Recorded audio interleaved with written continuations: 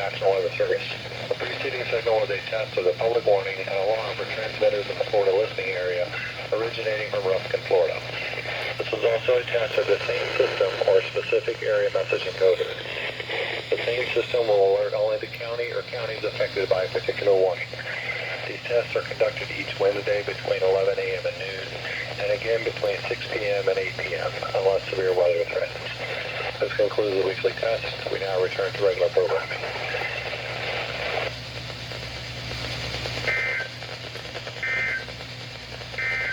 These are the 5 p.m. observations for the local area on Wednesday, January 14th.